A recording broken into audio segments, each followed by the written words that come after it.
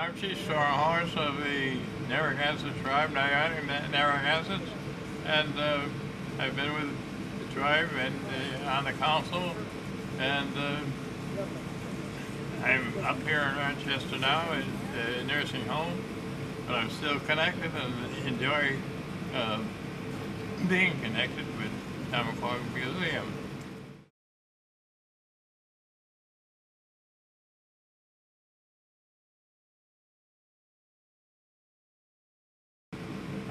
I got started in the museum when Mrs. Eva Butler is the name, yes, and she finally passed away, of course.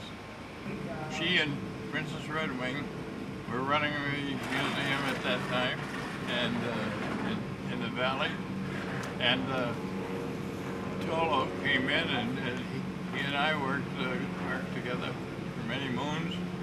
And we tried to keep the thing alive. Then, of course, the museum was moved, and it's been moved several times. And the last time at Dovecrest, it was the old wooden museum was talked about because we was afraid that it would be set afire at times, and all the things inside would be discarded and lost. And so that was the last I heard of it until Lauren had taken over the museum, which was wonderful. And her mother, of course, was very interested in keeping the thing alive. And of course, she ran the restaurant for a while there, and selling Johnny cakes, which everybody knew in Rhode Island and all Connecticut, I guess, and Massachusetts, and all of New England.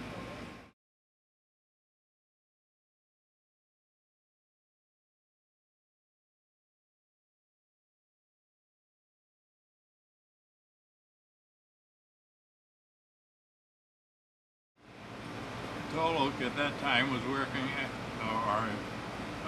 at the university, and he used to bring down his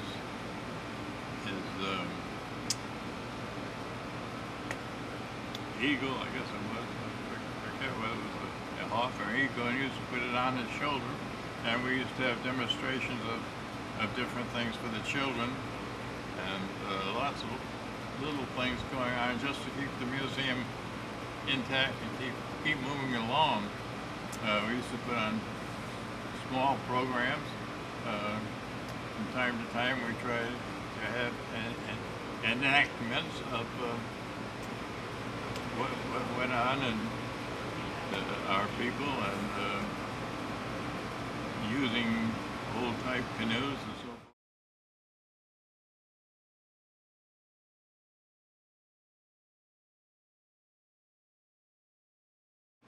I do remember Pine Needles, and I used to watch her do some of the most beautiful work that ever was. And I remember our old medicine man, Pine Tree. Yes, he lived in Westerly, Rhode Island, and used to come up. And in fact, when he had passed on, I was surprised that the Lloyd Rennerwolf, our medicine man now, didn't use more of his bonnet and so forth.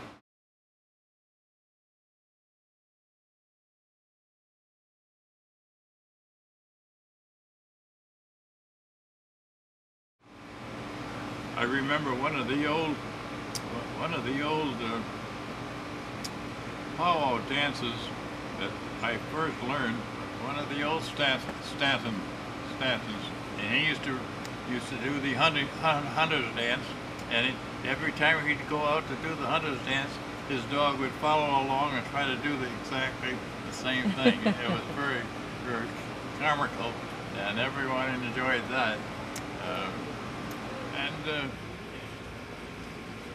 Recollecting coming back to some of the old Indian powwow grounds at the church grounds, things I can remember was our our minister at that time, our prophet, was Eagle Eye, or one of the Hazards. And he used to have an old truck, and he'd go down, he'd drive the old truck down to the spring and bring great big barrels of water up so we could perform on the powwow grounds there, him and Tiana. And it was very, very interesting, some of the little things that happened. And the spring, lots of people never knew that we had a spring on the grounds there, and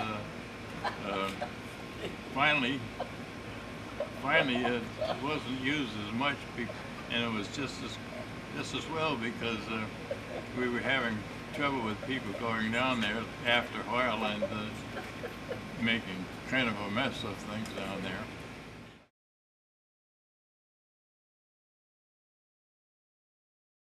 Well, Princess Redwing was on the go all the time. She's always moving, and she kept alive many things that the tribe should have been doing.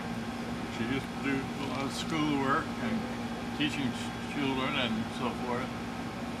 And I never had the time to be with her on all the occasions, but some of the occasions I was with her, and with all of the things that went on at Tamaqua and